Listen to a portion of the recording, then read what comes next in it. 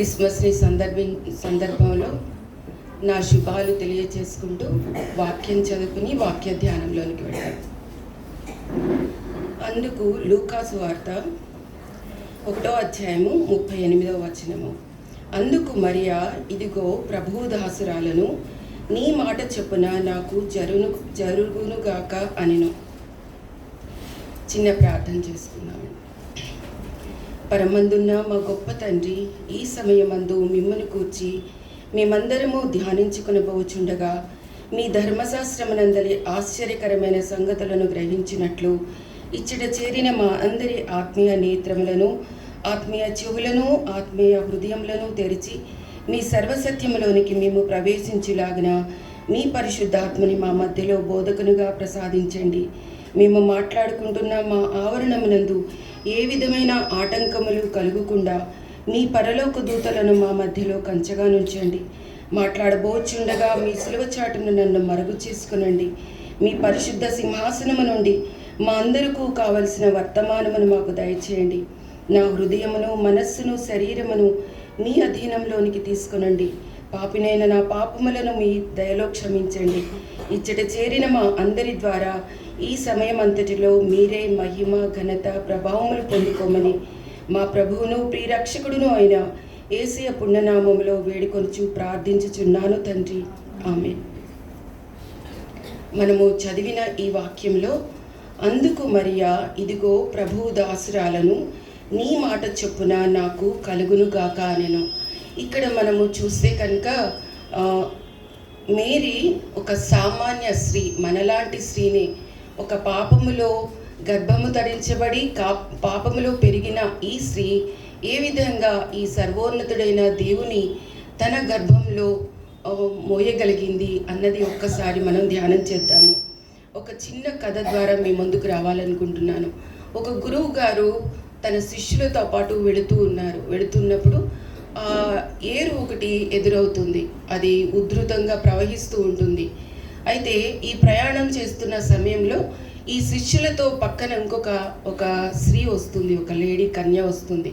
వచ్చి ఆ గురువు గారిని చూసి అంటుంది, గురువుగారు, నన్ను మీ చేతితో దాటించగలదా, ఎందుకంటే ఇది ఉధృతంగా ఉంది కాబట్టి అని అడిగినప్పుడు ఆ గురువు గారు తన చేతితో ఆమెను పట్టుకొని ఆ ఏరును దాటిన తర్వాత వాళ్ళు వెళ్ళిపోతూ ఉంటారు.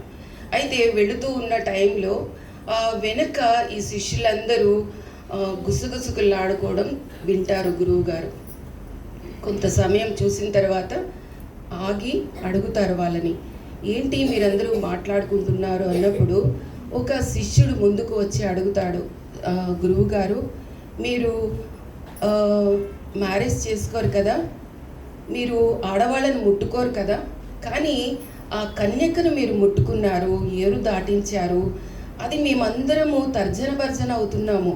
అలా ముట్టుకోవడం ఏంటి, ఆమెని దాటించడం ఏంటి, ఒక స్త్రీని తాకడం ఏంటి అన్నది ఆ ప్రశ్నని వెలిపించుతాడు. అప్పుడు ఆ గురువు గారు అంటారు, ఒరే పిచ్చివాడా, నేను 5 నిమిషాలు ఆ స్త్రీని కష్టంలో ఉన్నప్పుడు, అవసరంలో ఉన్నప్పుడు ఏరు దాటించాను, కానీ మీరు 50 నిమిషాలుగా ఆ స్త్రీని మోస్తూనే ఉన్నారు అని అంటాడు. అంటే ఏంటండి, ఆయన అవసరానికి కష్టంలో ఉన్న ఆ స్త్రీని ఏరు దాటిస్తారు, కానీ వీళ్ళు ఏం చేస్తున్నారు, ఆ స్త్రీని ముట్టుకున్నప్పుడు ఆ గురువు గారి యొక్క ఆలోచనలు ఏంటి, ఆ స్త్రీతో ఏం జరిగింది ఏంటి అన్నది, ఈ పాపం జరగకుండా వీళ్ళ హృదయాలలో తలంచుతూ ఆ పాపాన్ని వాళ్ళు మోస్తూ ఉన్నారు.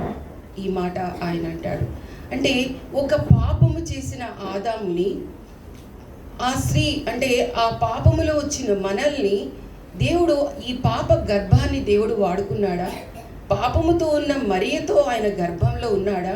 మరియ ఏ విధంగా గర్భాన్ని ధరించింది? ఆ పూర్వతరాలు దేవుడు నాకు కలిగి చేసిన విజన్ ద్వారా మీకు నేను పంచుకోవాలనుకుంటున్నాను. అయితే మనము కనుక చూస్తే ఆదికాండము 17:3 చూస్తే అబ్రహాము సాగిల పడతాడు.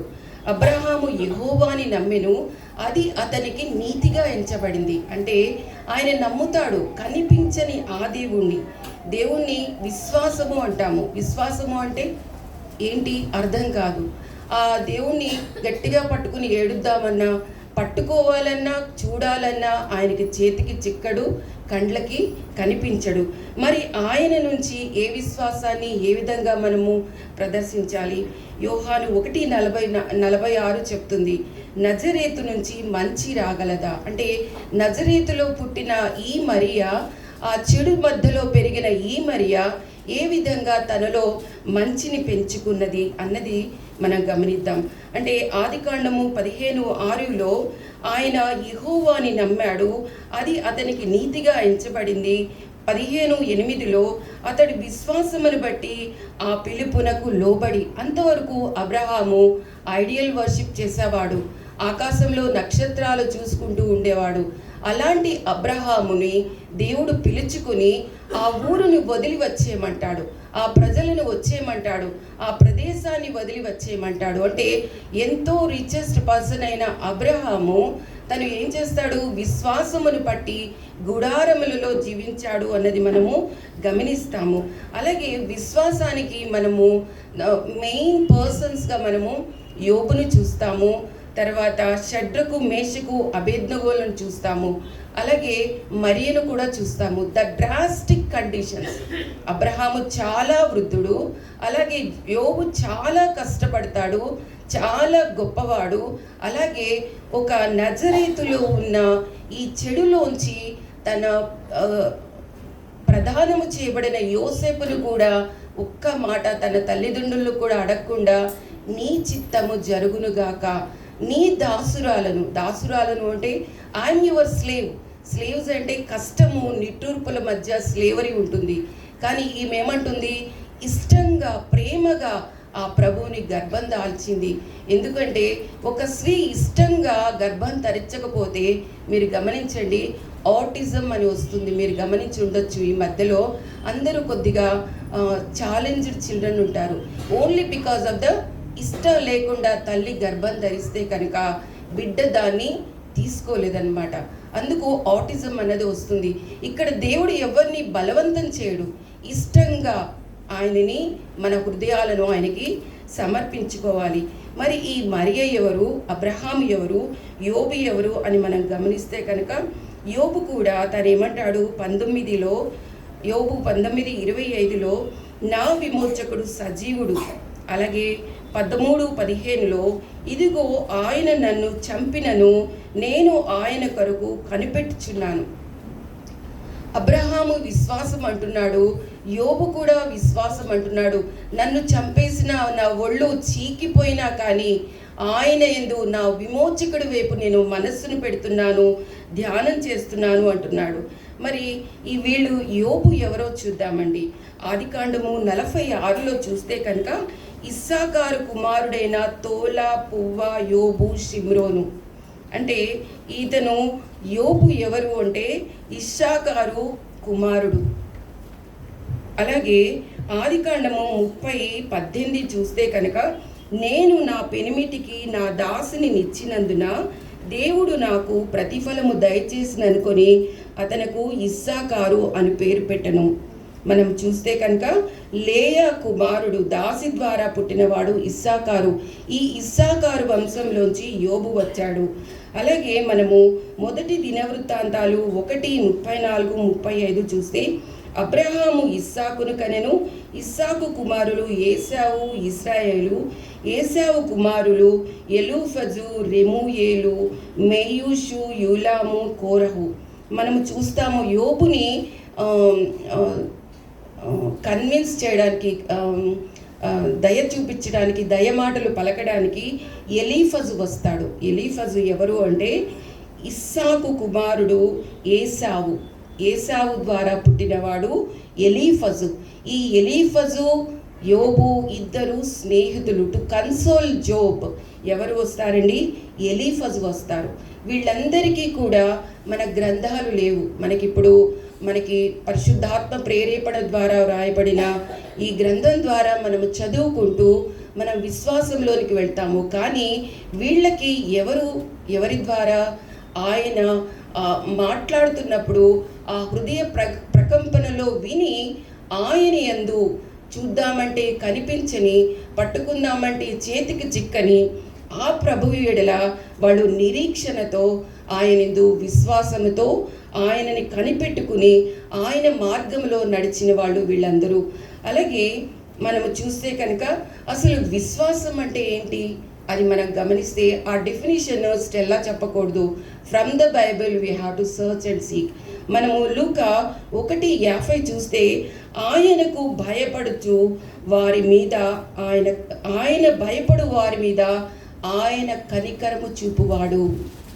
అలాగే ఇంకా ఏంటి అంటే ఆదికాండము 22:12 చూస్తే అబ్రహాముకి దేవుడు చెప్తాడు, నీ ఒక్కనైనా నీ కుమారుడిని ఇవ్వాలి అన్నప్పుడు అబ్రహాము ఏం చేస్తాడంటే, నీ ఒక్కడైనా నీ కుమారుని నాకు వెనుతీయలేదు కనుక నీవు దేవునికి భయపడు వాడవని.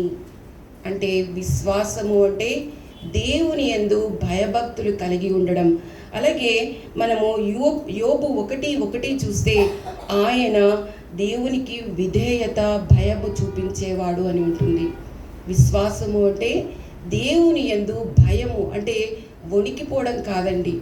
ఆయన యందు ఆయన చేసిన ఆశ్చర్యకరాలు అద్భుతాలను మనము తలపోసుకుంటూ, మన ఎడల ఆయన చూపిస్తున్న కృపని పట్టి ఆయన ఎడల విధేయతతో ప్రేమపూర్వకంగా భయాన్ని చూపించటం. అంటే మనము చూస్తాము, ఎవరు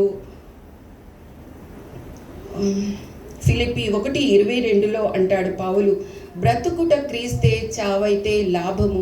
ఎందుకంటాడా అండి ఆయన? ఒకానొకప్పుడు యూదులని మరణానికి అప్పగించిన ఈ పౌలు ఎప్పుడైతే ఎన్కౌంటర్ అయిపోతాడో దమస్కులో, బ్రతుకుట క్రీస్తే, ఇంకా ఆయనని పోగొట్టుకోవడం, పాపం చేసి ఆయన పోగొట్టుకునే కంటే నేను చనిపోవడం ఉత్తమం. అది ప్రేమపూర్వకంగా అనే మాటలు. అంటే ఆ ప్రేమను మన జీవితాలలో చూపిస్తూ ఆయన యందు వినయ విధేయతలు చూపించడం అన్నది విశ్వాసంగా మనము ఇక్కడ చూస్తామన్నమాట. అయితే ఈ యోబులో, అబ్రహాములో మనము షడ్రకు, మేషకు, అబేద్నెగోలు, ఈ మరియ గారు, వీళ్ళందరూ ఏం చేశారు, ఎందు నిమిత్తం వారు దేవుని యందు భయపడ్డారు అన్నది మనము యోబు గ్రంథము 28వ అధ్యాయము ద్వారా కొన్ని మాటలు నేను మీకు తెలియచేయాలనుకుంటున్నాను. 28 మొదటిలో చూస్తే కనుక, వెండికి గని కలదు, పుటము వేయు సువర్ణమునకు స్థలము కలదు, ఇనుము మంటిలో నుండి తీయుదురు, రాళ్ళు కరిగించి రాగి తీయుదురు. అంటే వెండిని తీస్తాము, బంగారం తీస్తాము, ఇనుము తీస్తాము, రాళ్ళని తీసే జ్ఞానము దేవుని నుంచి మనకి వచ్చింది అన్నది మనం గ్రహించాలి. మనుష్యులు చీకటికి అంతము కలుగు చేదురు అంటే ఏంటండి? లైట్స్ని ఇన్వెంట్ చేయటం అన్నమాట. గాఢాంధకారములోను మరణాంధకారములోను ఉండు రత్నములను వెతుకుచు వారు భూమంతముల వరకు సంచరించుదురు. అంటే భూమి కింద గనులను తవ్వుకుంటూ వారు అండర్ ద గ్రౌండ్ వర్క్ చేస్తూ ఇన్వెంట్ చేయటము అన్నది మనం గ్రహించాలి. అలాగే జనులు తిరుగు స్థలమునకు చాలా దిగువగా మనుష్యులు సొరంగమును త్రవ్వుదురు, వారు పై సంచారము చేత మరువబడుదురు.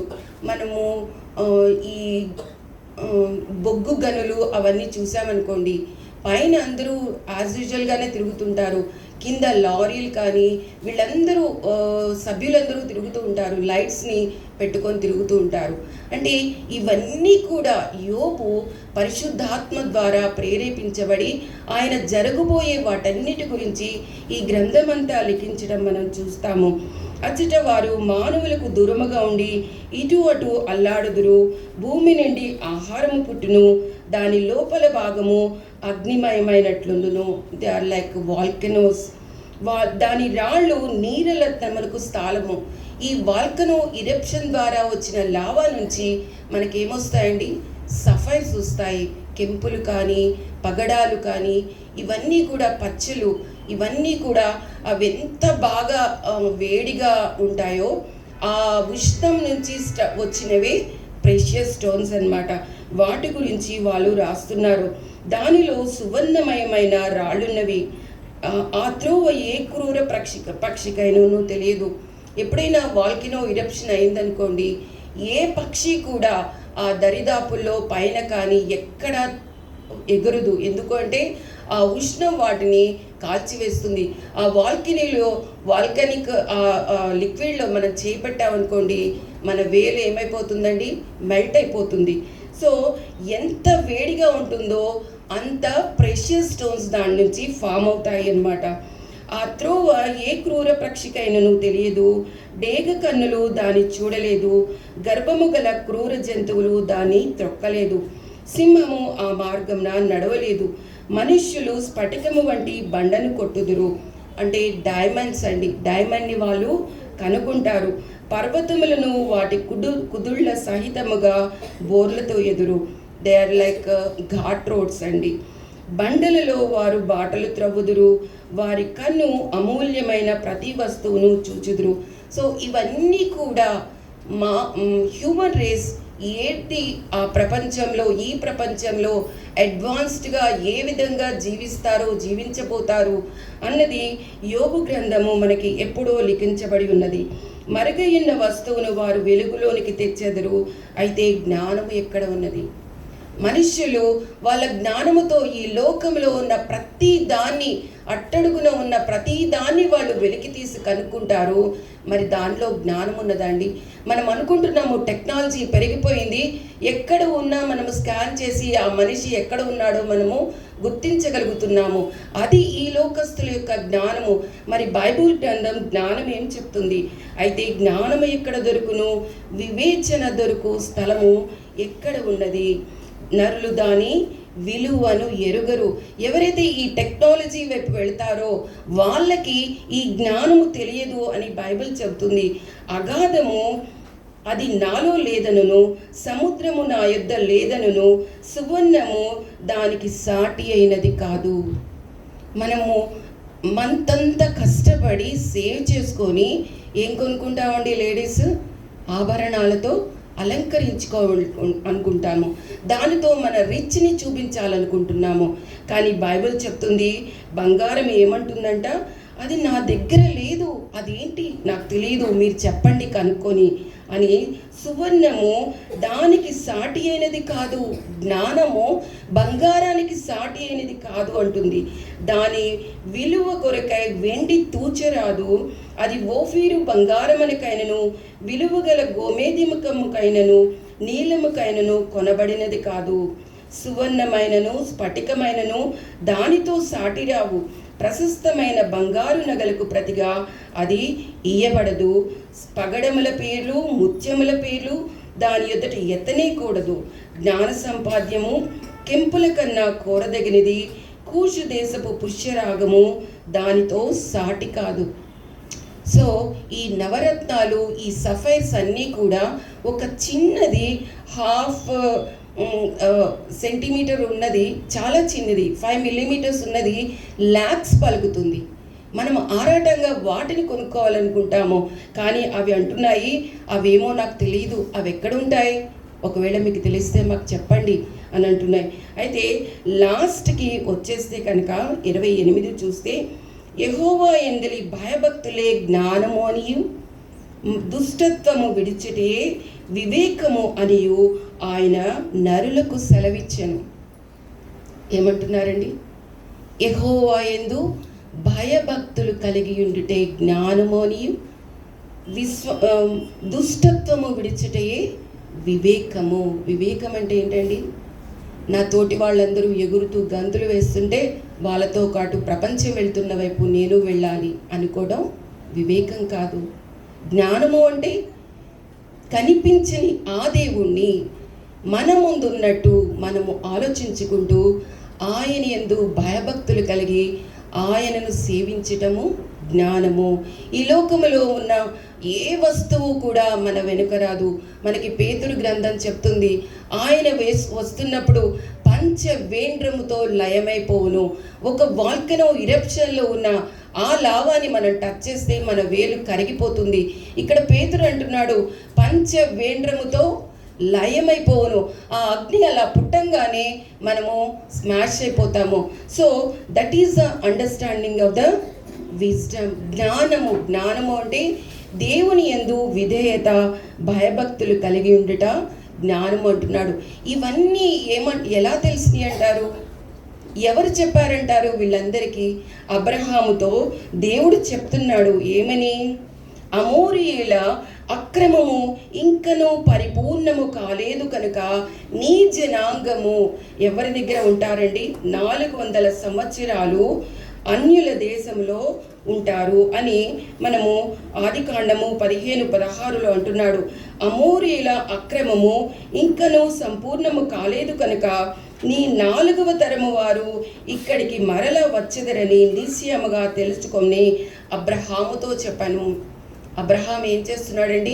నేను చాలా రిచ్ పర్సన్ని, నాకు ఇంత దాసీలు ఉన్నారు, నాకు గొర్రెలు మందలు బోళ్ళను ఉన్నాయి అని ఆ హెరిడిటీకి చెప్పుకుంటూ తీసుకురావట్లేదు. ఒక తల్లి తండ్రి చనిపోతే ఇవాళ పిల్లలు చెట్టుకొకళ్ళు పుట్టకొకళ్ళు అయిపోతున్నారు.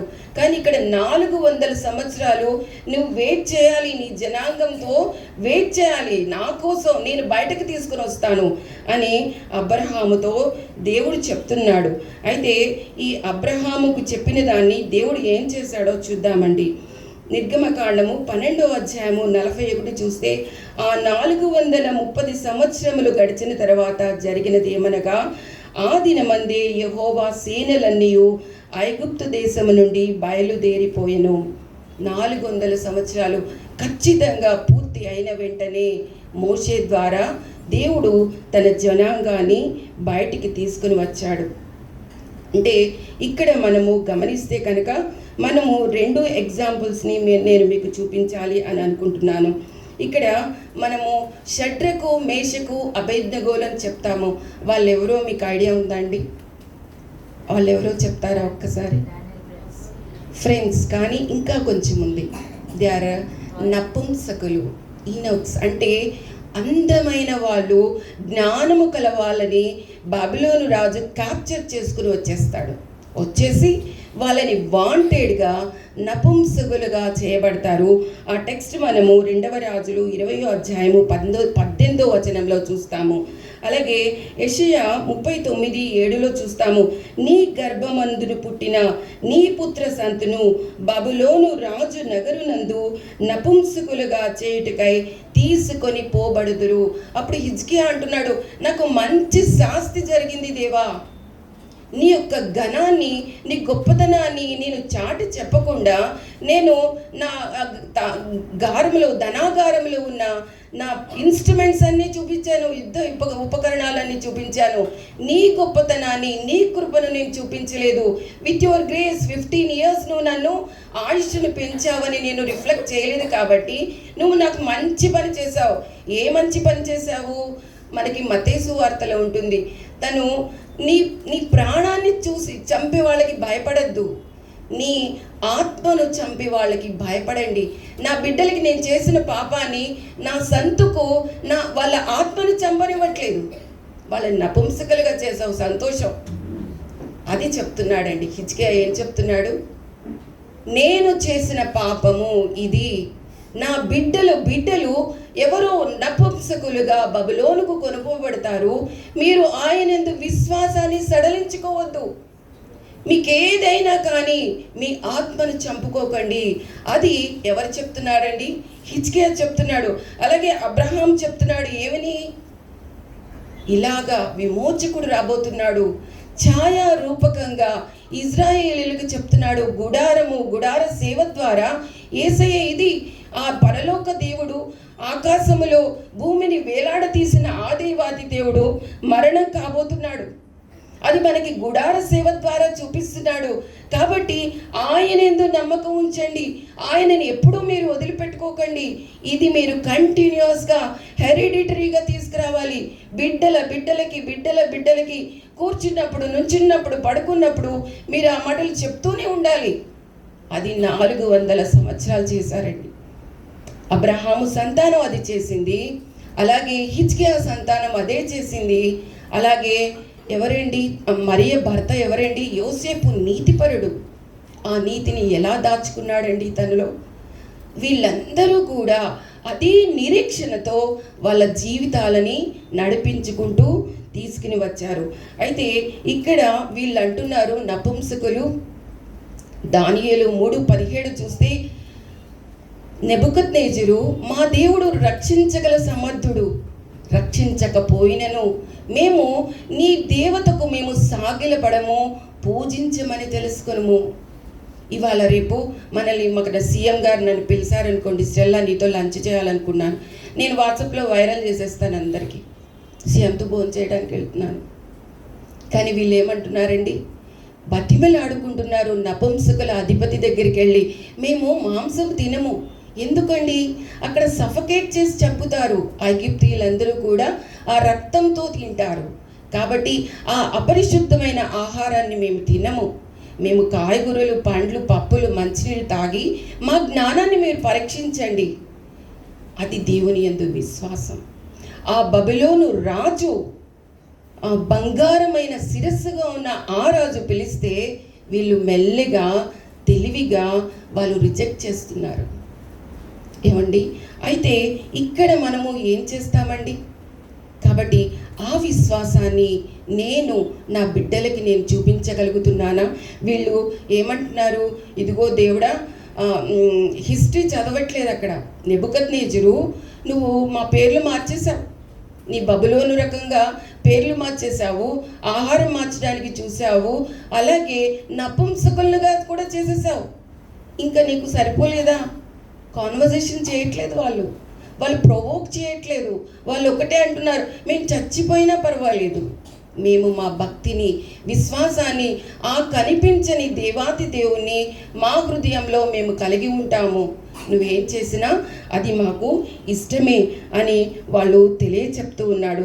అలాగే యోబు శరీరం అంతా కొళ్ళిపోయింది. యోబు అంటున్నాడు 23:12లో, ఆయన పెదవుల ఆజ్ఞను నేను విడిచి తిరగలేదు. ఆయన ఏమంటున్నాడు అండి, నాకు ఎంత కష్టం వచ్చినా కానీ నాకు అది అనవసరం. ఆ భార్య అంటుంది, ఇంకా నువ్వు జీవించి ఉన్నావా, పాపం చేసి చనిపోవచ్చు కదా. కానీ యోబు ఈ ట్రాన్స్లేషన్ కొంచెం డిఫరెంట్గా ఉంటుందండి. ఇంగ్లీష్లో ఏముంటుందంటే యోబు 23:12, neither have I gone back from the commandment of his mouth more than my necessary. ఆయన అంటున్నాడు, నా కష్టములో కూడా నేను ఆయన ఆజ్ఞలను నేను విడిచి దూరంగా వెళ్ళలేదు. ఇక్కడ మనం గమనించాల్సింది ఏంటండి, అబ్రహాము కానీ, షడ్రకు, మేషకు, అబేద్నెగోలు కానీ వీళ్ళందరూ ఒక్క మాట మీదే ఆధారపడి ఉన్నారు. ఏ మాట అండి? మనం గమనిస్తే కనుక ఇక్కడ మనము ద్వితీయోపదేశకాండము 6:4 చూస్తే కనుక, ఓ ఇజ్రాయేలు వినుము, నీ దేవుడైన యెహోవా అద్వితీయుడు, ఆయన గురించి మీరేం చేయాలి? నీ బిడ్డలకు కూర్చున్నప్పుడు, నిల్చున్నప్పుడు, పరుండున్నప్పుడు, ద్వారముల మీదను ప్రతి దాని మీద, నుదుటి మీద రాసుకొని మాట్లాడుకోమని ఆయన చెప్తూ ఉన్నాడు. కాబట్టి అంటే మన బిడ్డలకి మనం ఏం చెప్తున్నాము? స్కూల్లో ఎవరైనా కొట్టారనుకోండి, ఒకటి కొట్టాడా, ఎవరు అనుకుంటున్నారు నువ్వు పలానా వ్యక్తి కొడుకువి, ఒకటి కొడితే 2 బాధేసిరా. That is our statements. మన పిల్లలకి ఏ కాన్ఫిడెన్స్ ఇస్తున్నావు? ఒకటి కొడితే 2 బాధేసిరా, అదే తర్వాత నేను చూసుకుంటాను. ఇది మనం చెప్తున్నామండి. బట్ ఆ పేరెంట్స్ అలా చెప్పలేదండి. ఓల్డ్ టెస్ట్మెంట్లో పేరెంట్స్, దేవుడు చూస్ చేసుకున్న ఆ మహావృద్ధుడైన అబ్రహాము అది చెప్పలేదు. హీఈస్ అ రిచెస్ట్ పర్సన్. యోబు రిచెస్ట్ పర్సన్.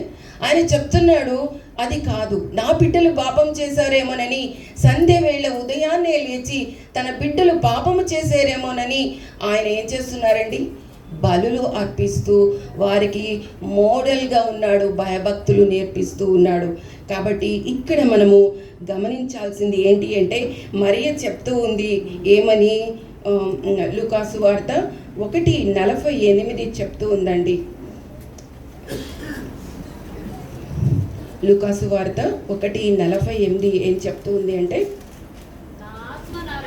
స్త్రీలలో నీ, ఇక్కడ మనము ఇంకొక ఇది చూసుకుంటూ వస్తాము, టైం షార్ట్గా ఉంది కాబట్టి క్షమించండి. నా ఆత్మ నా రక్షకుడైన దేవుని యందు ఆనందించను. ఏమంటుందండి? నా రక్షకుడు. అప్పటికి ఈ బైబిల్ రాలేదండి, మీరు వచ్చినప్పుడు బైబిల్ రాయపడలేదు. ఆవిడ చెప్తుంది, తెలుసు పేరెంట్స్ ఇంట్రడ్యూస్ చేశారు, రక్షకుడు రాబోతున్నాడు. ఛాయారూపకంగా గుడారంలో ఉన్న ఆ పరికరాల ద్వారా మేరీకి తెలుసు కాబట్టి ఆమె ఏమంటుంది, నా ఆయన తన దాసురాలి దీనస్థితిని కటాక్షించెను. నేను కన్ఫ్యూజ్ అవుతుంది. అప్పుడు మరి ఇట్లనను, నా ప్రాణము ప్రభువును గణపరచుచున్నది, ఆయన తన దాసురాలి దీనస్థితిని కటాక్షించెను, నా ఆత్మ నా రక్షకుడైన దేవుని యందు ఆనందించెను. ఆయన ఇచ్చిన సాల్వేషన్ బట్టి మనం అనుకుంటూ ఉంటాం, నువ్వు పాపం చేసావని గురువు గారి ముందు ఎలా శిష్యులు తర్జన భర్జనలు ఆడుకుంటున్నారో, మనం ఇద్దరు ముగ్గురు కలిసి ఏం మాట్లాడుకుంటామండి, ఇదే పని చేస్తుంటాం. అంటే వీఆర్ ప్రొవోకింగ్, వీఆర్ ప్రాక్టీసింగ్. టీచర్స్కి ఉంటుంది ఇంక్ బాటిల్ టెస్ట్ అని. ఒక ఇంక్ని పడేసేసి అది లాగేసిన తర్వాత ఒక షేప్ ఫామ్ అవుతుంది. ఆ షేప్ని డిఫైన్ చేయమని పిల్లవాడిని అడిగితే పిల్లాడు అంటాడు కార్లు, సైకిళ్ళు, మోటార్ బైకులు అంటాడు. అదే యవ్వనంలో ఉన్న అమ్మాయిని చూపిస్తే ఒక ఇద్దరు లవర్స్ అని చెప్తుంది. అదే ముసలోళ్ళకి చూపిస్తే మనవడు మనవరాలు ఆడుకుంటున్నారంటుంది. అంటే according to their mind they will project, వాళ్ళు రిఫ్లెక్ట్ చేస్తారు. అలాగే ఇక్కడ ఏం చేస్తున్నాం మనం, ఆ వ్యక్తి ఎవరో తెలియదు కానీ నేను రిఫ్లెక్ట్ చేస్తున్నాను ఆ వ్యక్తి మనస్తత్వాన్ని. అంటే ఐఎమ్ ప్రాక్టీసింగ్ అ సీన్. ఆ వ్యక్తి యొక్క పాపాన్ని అతను చేశాడో చేయలేదో తెలియదు కానీ నేను నా హృదయంలో, నా మనస్సులో, నా శరీరంతో దాన్ని ప్రాక్టీస్ చేస్తున్నాను. కాబట్టి అందులోంచి బయటకు తీసుకొచ్చాడు చూసారా, ఆయన యందు నేను సంతోషిస్తున్నాను. మరి విశ్వాసము అంటే ఏంటి? దేవుడు నాకేం తెలియనప్పుడు దేవుడు నాకేమి తన పనుల ద్వారా నాకు చెప్పాడో నేను చిన్న సంఘటన చెప్పి నేను ముగించేస్తాను. నేను సైన్స్ బ్యాక్గ్రౌండ్ నుంచి వచ్చాను. నాకు మొక్కలంటే చాలా ఇష్టం. అయితే చిన్నప్పటి నుంచి సీడ్లింగ్ బయటికి రావడం తెలుసు. ఒకరోజు నా గార్డెన్లో నేను తిరుగుతున్నప్పుడు ఒక విత్తనము భూమిలోంచి బయటికి విచ్చుకుని రావడం గమనించాను. అది నాకు ఆ రోజు చాలా ఆశ్చర్యంగా కనిపించింది. చిన్నప్పటి నుంచి చూసింది నాకేం అనిపించలేదు. అరే, గుణపాలతో పారలతో తవ్వే ఈ పని వాళ్ళు ఈ విత్తనం ఏంటి ఇలా బయటకు వచ్చేస్తుంది, ఆ కాటిలిడన్స్ ఇలా విచ్చుకోవడం, నేల దాని నుంచి బయటికి రావడం చూసి ఆశ్చర్యం అనిపించింది. అలాగే మీరు ఎప్పుడైనా కోడి గుడ్డు పొదగడం గమనిస్తే కనుక 21 రోజులు కోడి పొదుగుతుంది. అది లోపల అటు ఇటు కదలికలు చూసి తల్లి కొంచెం ముక్కుతో పొడుస్తుంది. దాన్ని టకటక పగలగొట్టేస్తే లోపల బేబీ చనిపోతుంది. జస్ట్ చిన్న ఘాటు పెడుతుంది.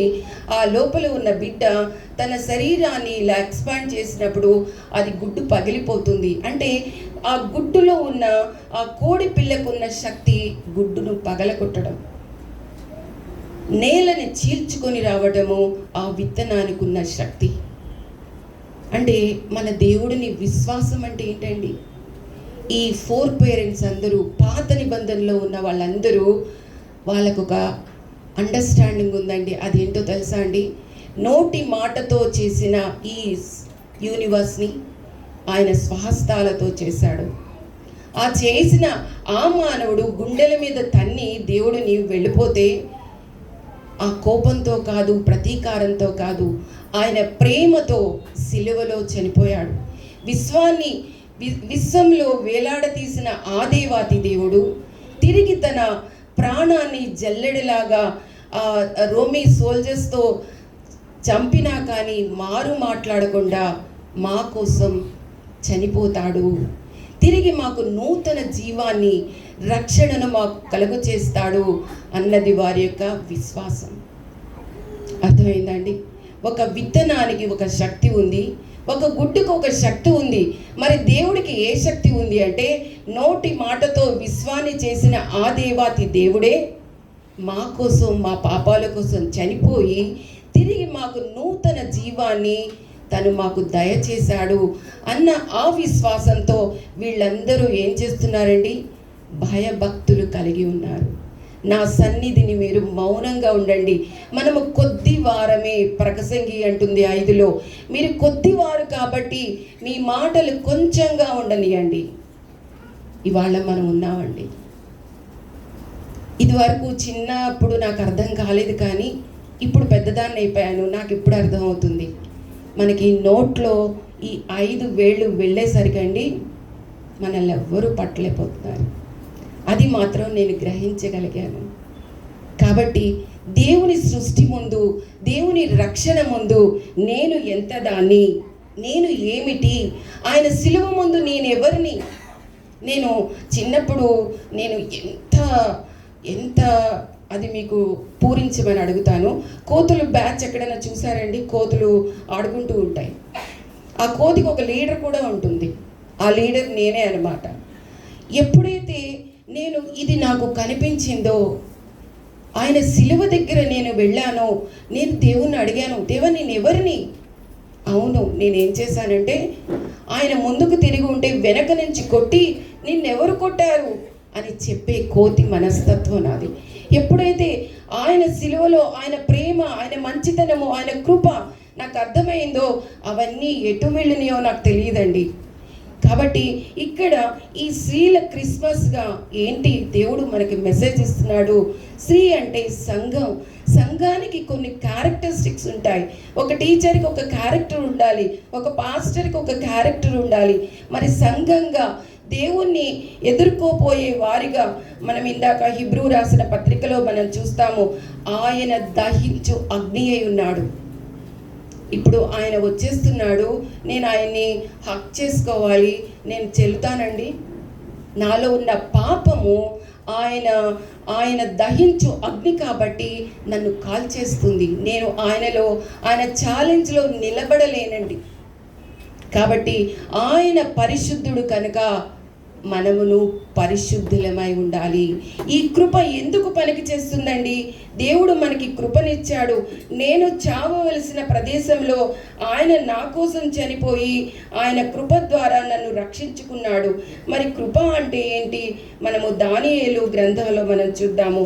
దానియేలు 9వ అధ్యాయము 4వ వచనంలో అంటున్నాడు దానియేలు, నేను నా దేవుడైన యెహోవా ఎదుట ప్రార్థన చేసి ఒప్పుకున్నది ఏమనగా, ప్రభువా, మహత్యము కలిగిన భీకరమైన దేవా, నీ ఆజ్ఞలను అనుసరించి నడుచు వారి ఎడల నీ నిబంధనను నీ కృపను జ్ఞాపకము చేసివాడా. ఏం చెప్తున్నాడండి? నీవు ఒక నిబంధననిచ్చావు కదా దేవా, ఆ నిబంధనలో నేను తిరిగి నిలబడాలి అంటే ఏం చేయాలంటండి? ఆయన ఆజ్ఞలను నేను అనుసరించి నడవాలంటండి. ఈ శిష్యులు చెప్తున్నారు, ఈ గురువు గారు ఏమీ ముట్టుకోడు, ఆడవాళ్ళని ముట్టుకోడు అని ఏదో వాళ్ళు ప్రాక్టీస్ చేస్తున్నారు. మనం కూడా ఇక్కడ అదే ప్రాక్టీస్ చేస్తున్నాం. నా పక్కన అలాగా, నా ముందిలా, నా వెనకిలా, we're practising the scene in our mind. మన హృదయంలో పాపాన్ని పెట్టుకుని మనసులో ఆలోచిస్తూ మన చేతులతో మనం చేస్తున్నాము. అయితే దేవుడు అంటున్నాడు, ఓ ఇజ్రాయేలు విను, నేను అద్వితీయుడైన దేవుణ్ణి. మీరు అద్వితీయంగా ఉండి నన్ను చేరుకోవాలంటే one and only the practice, that is the following the commandments. అది చెప్తున్నాడు. మన దేవుడైన యెహోవా, అద్వితీయుడైన యెహోవా, నీ పూర్ణ మనస్సుతోనూ, నీ పూర్ణ ఆత్మతోనూ, నీ పూర్ణ శక్తితోనూ యెహోవాని ప్రేమించండి. ఇది చేశారండి అబ్రహాము సంతానము. ఇది చేశారండి షడ్రకు, మేషకు, అబేద్నెగోలు. ఇది మరియ చేసిందండి. చేసి తన పాపాన్ని తన కృపలో కడుగుకొని ఆ సర్వోన్నతుణ్ణి తన గర్భంలో పెట్టుకుంది. ఈ అపవిత్రమైన మరియ ఆ పవిత్రుడైన దేవుని గర్భం ధరించగలదంటారా? ఉంటాడండి. ఆయన ఒకడు వస్తే కాలి చనిపోతుంది. కాబట్టి ఈ ప్రాక్టీస్లో ఆ ఓల్డ్ టెస్ట్మెంట్లో ఉన్న ప్రతి వ్యక్తి చేశారు. ఒక భర్త డిసైడ్ చేశాడంటే భార్య అది ఫాలో అవ్వాల్సిందే. సో అది అండి ఈ ఓల్డ్ టెస్ట్మెంట్ ప్రాక్టీస్ అంతా కూడాను. నేను నీకు ఆజ్ఞాపించి ఈ మాటలను నీ హృదయంలో ఉండవలెను. నీవు నీ కుమారులను వాటిని అభ్యసింపచేసి నీ ఇంట కూర్చుండునప్పుడును, త్రోవను నడుచునప్పుడును, పండుకొనున్నప్పుడును, లేచినప్పుడును వాటిని కూర్చి మాట్లాడవలెను. నా పక్కన వాళ్ళు ఎలా చేశారు, నా ముందు కాదు. నేను మాట్లాడవలసిన మాటలు ఇవే. ఇక్కడ ఏమంటున్నాడు? సూచనగా కట్టుకోవాలి. The thoughts are from the forehead. మనం ఆలోచన ఇక్కడ నియంత్రిస్తుంది, మన చేతలు రిస్క్లో ఉంటాయి. అది చెప్తున్నాడండి. వాళ్ళ ఆలోచనలు నా మీద కేంద్రీకృతమై ఉండాలి. వారి పనులన్నీ కూడా నా కేంద్రితమైన పనులను చేయాలి. సో ఇక్కడ మనము అది చూస్తున్నాము. అలాగే సంఘానికి ఉన్న క్యారెక్టరిస్టిక్స్ని మనము ప్రకటన గ్రంథము 12వ అధ్యాయము 17వ వచనంలో చూస్తున్నాము. అందుచేత ఆ ఘట సర్పము ఆగ్రహము తెచ్చుకొని దేవుని ఆజ్ఞలు గైకొనుచు యేసును గూర్చి సాక్ష్యమిచ్చుచూ ఉన్నవారైన ఆమె సంతానములో శేషించిన వారితో యుద్ధము చేయుటకై బయలువెడలి సముద్ర తీరమున నడిచెను. ఈ భూమి 2 భాగాలుగా చీలిపోతుందండి. అది ఏంటి అంటే దేవుని యందు భయభక్తులు కలవారు, దేవుని రిజెక్ట్ చేసిన వారు. ఇక్కడ మనం చెప్తే కనుక ఘట సర్పము, ఈ శాటన్కి ఎవరంటే కోపం అండి? బైబిల్ నేను 24 గంటలు చదివినా దానికి ఏం పాపం లేదండి. నేను పొద్దుగూకలు మెసేజ్లు ఇచ్చిన దానికి ఏం గొడవ ఉండదు. ఏంటి గొడవ అంటే 2 కండిషన్స్ అండి. దేవుని ఆజ్ఞలు గైకొనుచు యేసును కూర్చి సాక్ష్యం ఇవ్వడం. నాకు కమాండ్మెంట్స్ కావాలి, నేను కమాండ్మెంట్స్ని సీక్ చేస్తాను. అక్కడ ఆగ్రహము కట్టలు తెచ్చుకుంటుంది. యేసుని ఈ లోకంలో నేను రిఫ్లెక్ట్ చేయడము, ఆయన గురించి నేను సాక్ష్యం ఇవ్వడము, ఈ 2 చాలా ఉద్రేకము తెప్పించేవి సాతానుకని మనం చూస్తున్నాము. ఇక్కడ మనం ఇంకో పాయింట్ గమనించాలి. ఏంటంటున్నాడండి? ఆ ఘట సర్పము ఆగ్రహము తెచ్చుకొని దేవుని ఆజ్ఞలు గైకొనుచు యేసును గూర్చి సాక్ష్యమిచ్చుచూ ఉన్నవారైన ఆమె సంతానములో శేషించిన వారితో. శేషము అంటే ఎంతండి? It's very little. 106, 107ని 10తో డివైడ్ చేయమంటే శేషము 6, 7 మాత్రమే. వేల మంది ఉండొచ్చు, అందులో మిగిలేది మాత్రం చాలా కొద్ది మంది. కాబట్టి ఇక్కడ మనము శేషము అని బైబిల్ చెప్తుంది, స్టెల్లా చెప్పట్లేదు. కాబట్టి మనము దానిని మెడిటేట్ చేయాలి. కాబట్టి ఇక్కడ మనకి ఒక ఎంకరేజ్మెంట్ వర్డ్ ఏంటి అంటే దేవుడు చెప్తున్నాడు, యేసయ్య అంటున్నాడు, మనుష్య కుమారుడు ఈ లోకములోనికి వచ్చినప్పుడు వీళ్ళలో విశ్వాసమును కనుగొనగలనా? ఇప్పుడు ఎలా ఉందండి ప్రపంచం? ఇది వరకు సీక్రెట్గా జరిగాయి, ఇప్పుడు ఓపెన్గా చేసేస్తున్నారు. కాబట్టి ఇలాంటి కండిషన్లో మనము ఏం చేయాలి అని అంటున్నాడు అంటే మనకి ఇంకొక ఎంకరేజ్మెంట్ వర్డ్. నాకు ఈ బైబిల్లో చాలా ఇష్టమైన మాట ఏంటి అంటే లూకాసు వార్త 12వ అధ్యాయము 27వ వచనము చెప్తూ ఉంది. ఏమని అంటే నాకు ఇది చాలా నచ్చిన మాటనండి. ఎందుకంటే నేను ఎప్పుడు చిన్నప్పుడు మా పిల్లల్ని చూసి చాలా దగ్గర తీసుకోవాలనుకునేదాన్ని. వాళ్ళు ఏం చేసేవాళ్ళు? దూరంగా వెళ్ళిపోయేవాళ్ళు. అయితే ఇక్కడ దేవుడు ఏమంటున్నాడు అంటే ఒక లేడీ యేసయ్యని చూసి మెస్మరైజ్ అయిపోతుంది. ఆయన మాటల్ని, ఆయనని చూసి అంటుంది కదా, లూకాసు వార్త 11వ అధ్యాయం 27, క్షమించండి. ఆయన ఈ మాటలు చెప్పుచుండగా ఆ సమూహములోనున్న యొక్క స్త్రీ ఆయనను చూచి, నిన్ను మోసిన గర్భమును నీవు కుడిచిన స్తనములను ధన్యములైనవని కేకలు వేసి చెప్తుందంట.